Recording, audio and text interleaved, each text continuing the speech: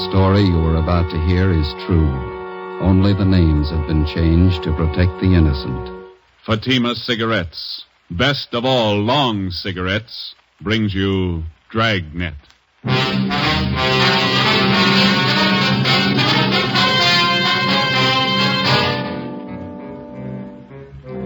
You're a detective sergeant. You're assigned to homicide detail. A woman has been shot to death. The apparent motive, robbery. The killer's still at large. Your job, find him. If you want a long cigarette, smoke the best of all long cigarettes. Smoke extra mild Fatima. Yes, Fatima is the king-size cigarette which contains the finest Turkish and domestic tobaccos superbly blended to make it extra mild, to give Fatima a much different, much better flavor and aroma than any other long cigarette. That's why Fatima has more than doubled its smokers coast to coast. Enjoy extra mild Fatima yourself. Best of all, long cigarettes. It's wise to smoke extra mild Fatima. It's wise to smoke extra mild Fatima.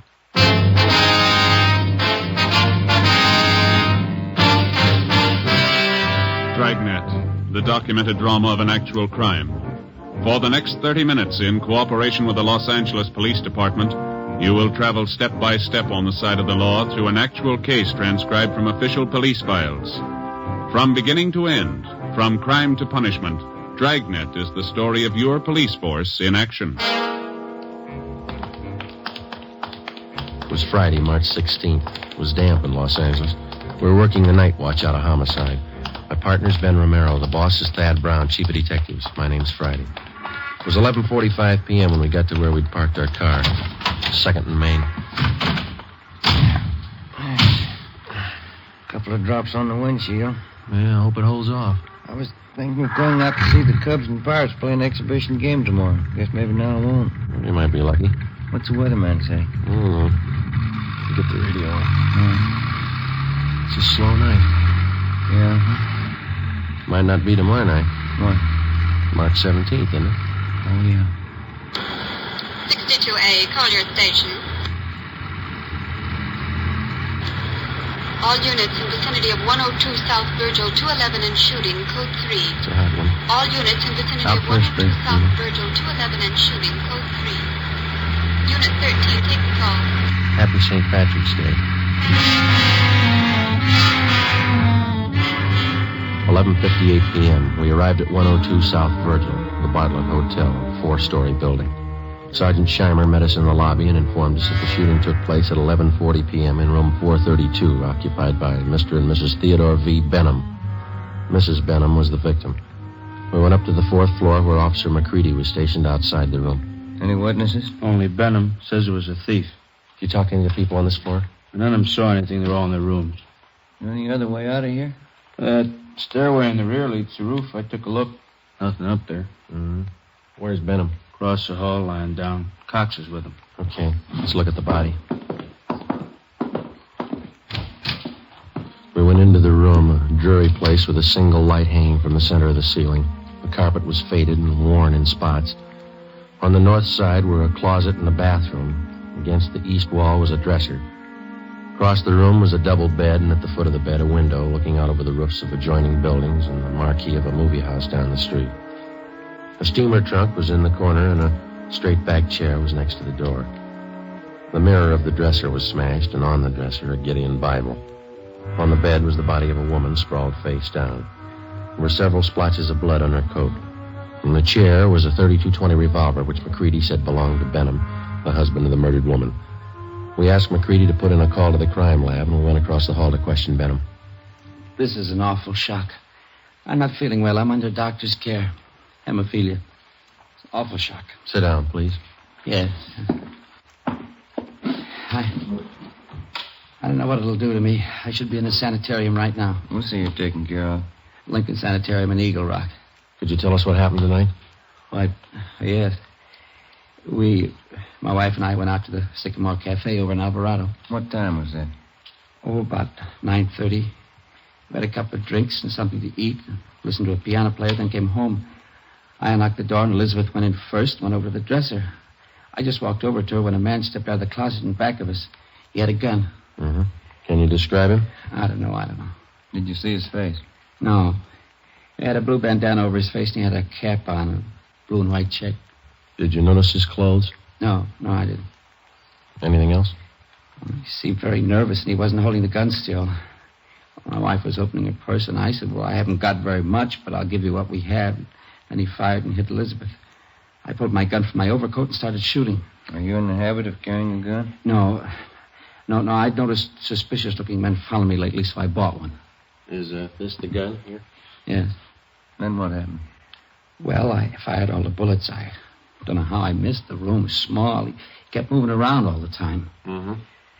But I guess I did miss. Then he ran out of the room. About how old would you say this man was? Officer, I haven't the faintest idea. See you a minute, Sergeant? Sure. We'll be back, Mr. Benham. This has been an awful shock to me. Wonder how his wife felt. McCready told us that Sergeant Scheimer had found a woman in the Nevada Hotel next door who might know something. We went next door and questioned Mrs. Caroline Cromwell, a resident of the hotel. She occupied room 415 on the top floor. She told us that about 20 seconds after she heard the shots, she looked out the door of her room and saw a man come down the back stairs, which leads to the roof of the hotel, and enter room 402. She'd seen the man several times and was positive of her identification. Sergeant Scheimer said the man was registered as Jack Morrison. We went to room 402. Try it again. Who's that? Police officers. What do you want? I'd like to ask a couple of questions. I was going to bed. We'd like to talk to you. Won't take very long. All right. What do you want to know? How long you been in your room? About 10 minutes. What? Where were you? To the movie? Which one? Right down the street. Why are you asking me all these questions? You been drinking? A little. Not much. Mind if we look around a little? I was out all the time. I didn't know nothing about a shooting. And you won't mind if we look around. You won't find nothing here. These all the clothes you've got? Yeah? This your coat? Yeah. Yeah. Mm-hmm. You wearing this tonight, were you? No. It's the only coat in the closet. What'd you do with the coat you were wearing? Guess I was wearing that one. Did you spill it? What? A bottle of whiskey? It broke. How? How do I know? Got a hole here in the sleeve. What'd you do with the broken bottle? Threw it away? Where? I don't know. On the street. Joe, I found something. A shirt. Stuck down between the wall and the bathtub. Looks like blood on it. Is this yours? Where's the shirt you wore tonight? Take off your pajama top. Why? Take it off. All right. But I didn't have nothing to do with that shooting next door. What happened to your arm? Guy shot at me. Who? I don't know. I bought a bottle and had a couple of drinks and went to the movie for a little while. Would you mind moving away from the bed, please? No. Thank you. I came out of the movie because I was getting dizzy, and I went up on the roof here to get some air. While I was standing there, a guy ran across the roof and shot at me. What'd the man look like? I don't know. He came from the roof of the hotel next door and ran into this place. How big was he? It was dark. I couldn't see. What'd you do? Well, after I was sure he was gone, I came down. I was going to have my arm fixed in the morning. Better get your clothes on. Why? Well, you got a pretty bad arm. You better have it fixed up. We'll take you to George Street Receiving Hospital. It's all right. I don't have to go there. Find anything, Ben? No. You got a clean shirt? No. Well, you better wear your pajama top then. Oh, here's something. What did you say your name is? Jack Morris? Here's a card I found in the closet. It says, Tommy Kane, report for work, Joe's Cafe, 8 o'clock, March 1st. Who's Tommy Kane? That's me. Where you from? Elgin, Illinois. How old are you? I'm 22. Why'd you leave Elgin? No work. I've been bumming around. You ever been arrested? I was picked up on a vague charge a month ago. Here? Yeah. I don't know why you guys are bothering with me. When somebody gets shot, we bother. 1:30 a.m. We took Kane to Georgia Street Receiving Hospital, where they found that a muscle in his upper right arm had been severed and the right side of his chest was bruised. Before taking him to Ward 1300 General Hospital for further treatment, we took him back to the roof of the Nevada Hotel. Still trying to rain. Yeah. Well, where were you standing when you got shot at, Kane? Right over there. I was leaning against the bricks. Where'd the man come from? Out of that door in the other roof? Roof of the Bartlett Hotel? Yeah. Was he running when he shot at you? Yeah, he was. Where'd he run? Right across here where we are. And then he went through this door here into the Nevada Hotel. Did you notice anything unusual about him? Well, his face was covered with a handkerchief, and he wore a checkered cap. Thought you said before it was too dark. Well, I could see that. I mean, I could see that. I couldn't see his face. And you were standing over there by the parapet? Yeah. About here? Yeah, that's it. Mm-hmm. All right, let's get over the roof of the Bartlett. It's a little high. Can I help you over? No. Come on, Ben.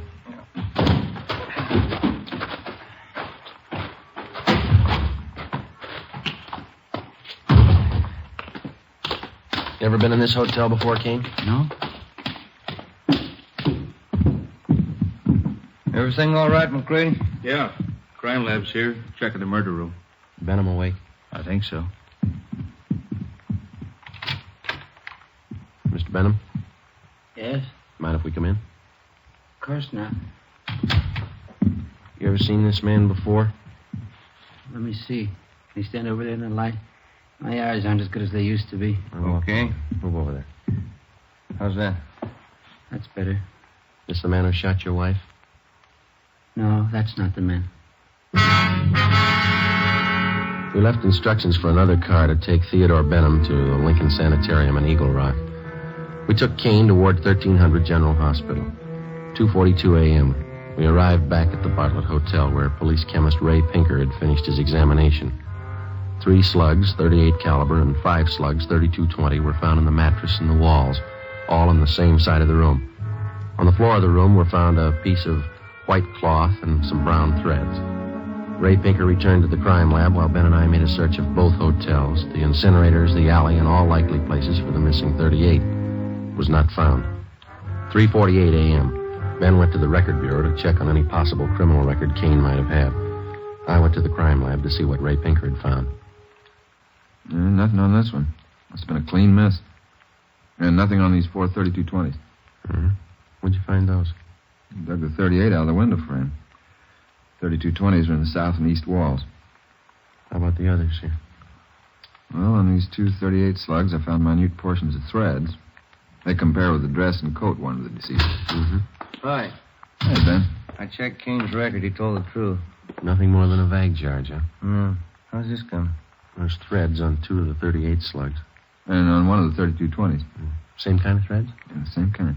32-20. That's the gun Benham used. Yeah. Did you check the cloth yet? I will right now. Benham must have been shooting an awful while. Where'd you find that .32-20 slug, Ray? On the floor near the bed.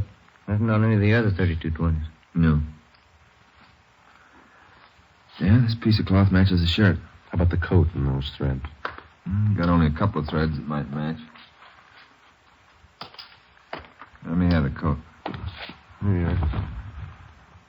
We better have Benham take another look at Kane, huh? Yeah, I guess so. I could use a cup of coffee. How about you? As soon as we get finished. How about it, Ray? I've got to make it. All right. Yeah, they match. Well, that's it, huh? Oh, one more thing. Yeah. Fresh stains on the carpet of that room. What kind? Whiskey. March 18th, we picked up Benham at Lincoln Sanitarium and drove him to the General Hospital. 3 times he asked us to stop someplace so he could have a drink. We told him he'd have to wait. We arrived at Ward 1300 at 1:40 p.m., and Kane was brought out. Take a good look, Mr. Benham. No, that isn't the man. I'm sure of it. All right, Kane, tie this handkerchief over your face. No, this way. That's right. I'll put on this cap. Okay, now stand over there, please. Now, a little further. That's good. All right, Mr. Benham? You know, his eyes and forehead look a little familiar, but I don't know. Well, my nerves are all shot. I can't be positive. I'm a sick man. All right, Kane. Wish I could help you, boys. So do we. Come along, please. You don't have to take me back to the sanitarium. Just take me to a streetcar. I'll make it all right. We'll take you. Sergeant, Yeah, could I see you a minute? sure. Yeah? Did you notice anything when you first brought Kane out of the ward? No. You must have been closing the door. Yeah, I was. That man, Benham, he winked at him.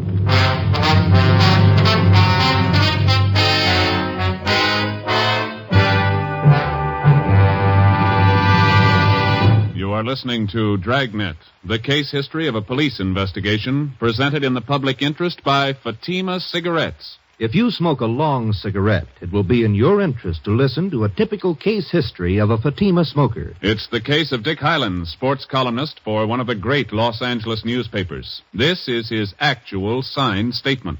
Do I smoke a lot when I'm reporting a close ball game? You bet I do. Do I still enjoy smoking when the game's over? Right again. Because I smoke a mild cigarette, Fatima. No other king-size cigarette tastes so good, is as mild as Fatima. I agree it's wise to smoke extra mild Fatima. And so do more and more smokers every day.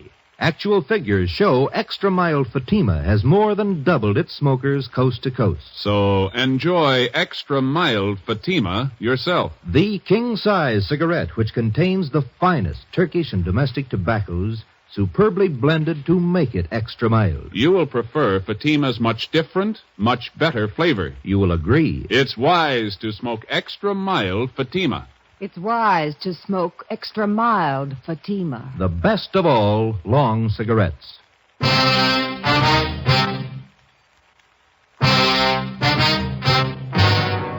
We took Benham back to his sanitarium. On the way, he asked if he could be excused from testifying at the inquest and preliminary hearing.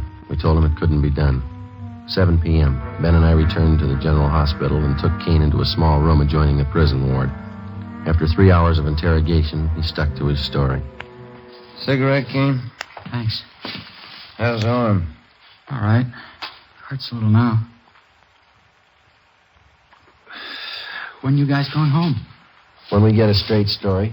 I've been telling you all I know. Yeah, you've been telling us the same story for 2 days, but it doesn't hold water. What do you mean? How do you account for the fact that parts of your clothing were found in that room? I told you before, you must have made a mistake. No, it's no mistake. And Mr. Benham's starting to think he recognizes you. What? Why'd he wink at you? He didn't wink at me. We got somebody here who saw him. And he seems to think whoever did the shooting didn't take the gun with him. When we drove him back to the sanitarium, he asked us if we found it yet. He thinks we will.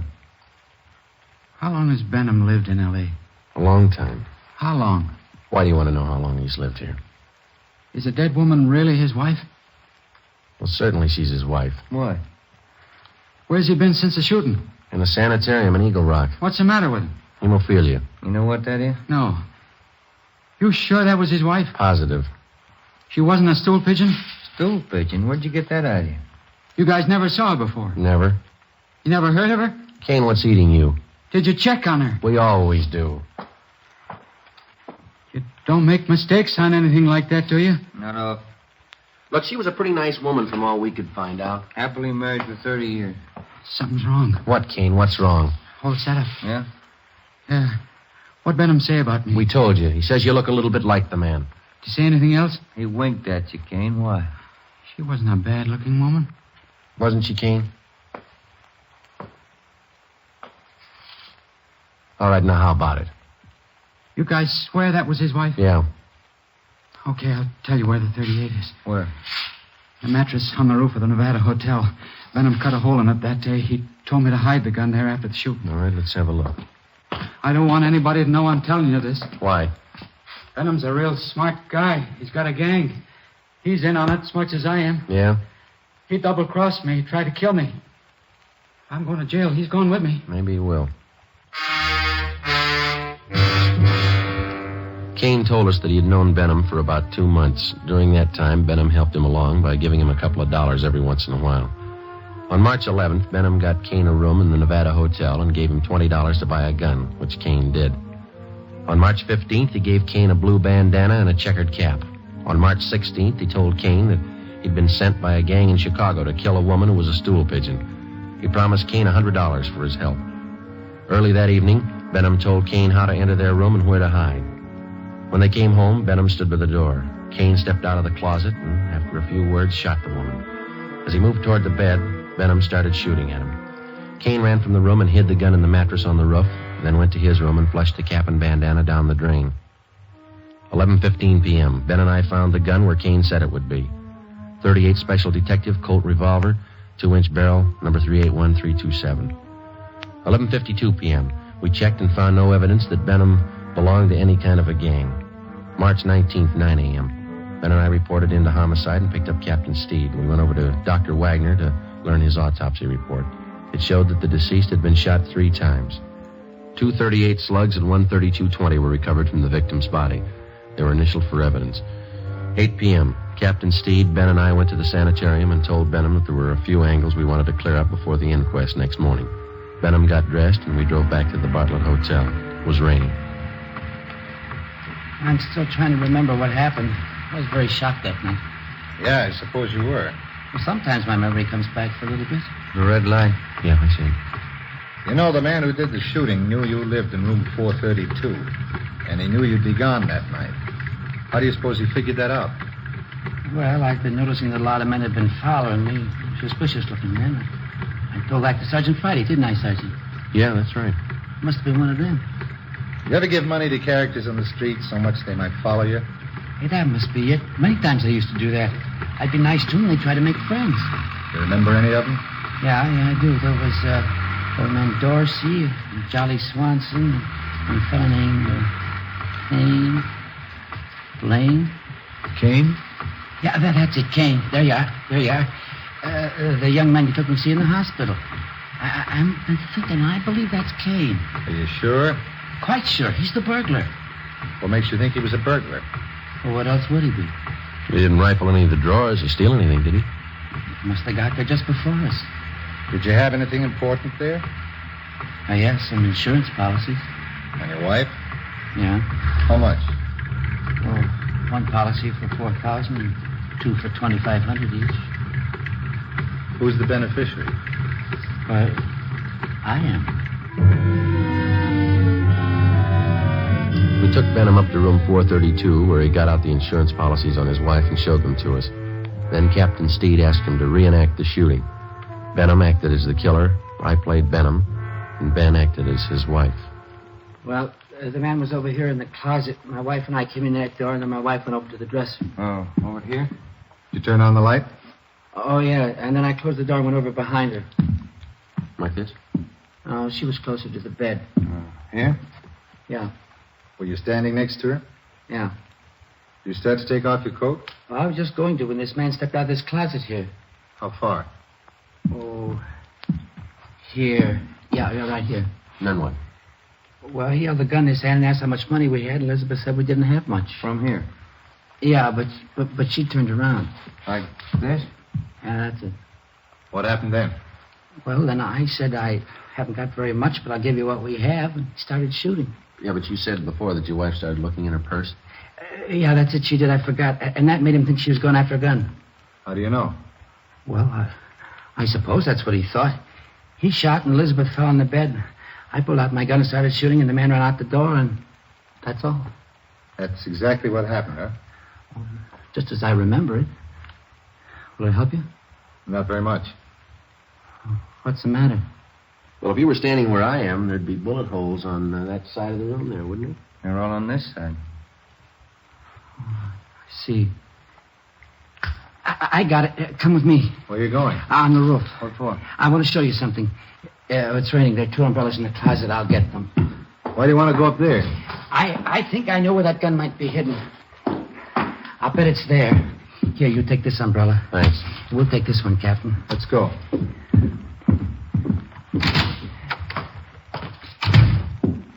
I'll bet it's up there. We'll find you.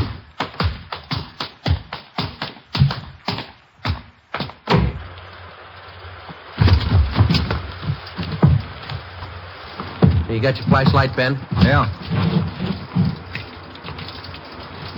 Should be around here somewhere. What? The mattress. My wife used to take sunbaths on it. Where would it be? Well, just about here. I don't see any. Sure it's up here? I bet it's on the next roof. Didn't you say Kane lived in that hotel? He probably moved it. Hey, flash your light over there behind that elevator shaft. There? Yeah, there. You see it?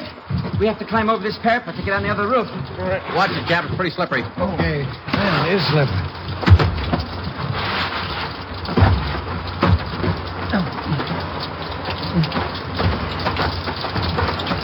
This mattress here? That's it. Take a look, Joe. Right. No, nothing here. Did you look all around there? Did you look in the corners? No. Well, that'd be a good place to hide a gun, don't you think? Here, let me see. There might be a hole cut in one of them. No. Maybe the other corner. No. Or maybe this one. Yeah. You see, the mattress has been cut. No. No, it's got to be here. Where is it? It's here, I tell you. It's here. I know it's here. I'll find it. I'll find it. You wait. You'll see. I'll get it. I know it's here. I'll find it. You wait, I'll get it. I'll get it. It's getting wet, Joe. We got the 38. Kane told us about it. You ready to talk? Yeah. Insurance. That why you did it? Yeah.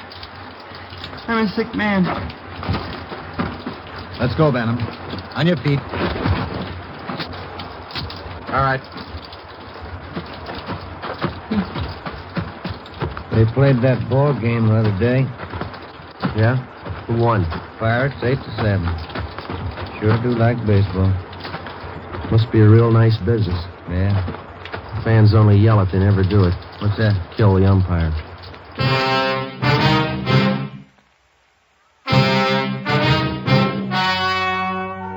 The story you have just heard was true.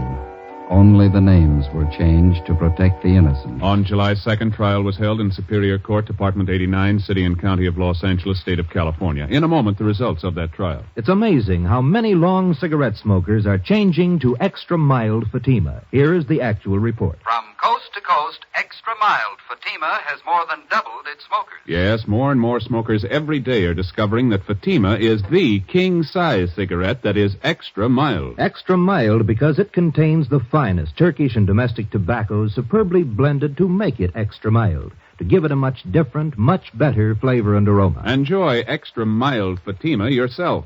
Best of all long cigarettes. It's wise to smoke extra mild Fatima.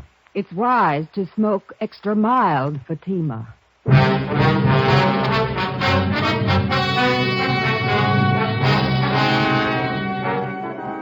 Thomas Kane was convicted of second-degree murder and received a term as prescribed by law. Theodore V. Benham was convicted of first-degree murder and assault with a deadly weapon. He received a life sentence and died in prison 1 year later. You have just heard Dragnet, a series of authentic cases from official files. Technical advice for Dragnet comes from the Office of Chief of Police W.A. Wharton, Los Angeles Police Department. Fatima Cigarettes, best of all long cigarettes, has brought you Dragnet, transcribed from Los Angeles. This is NBC, the national broadcasting company.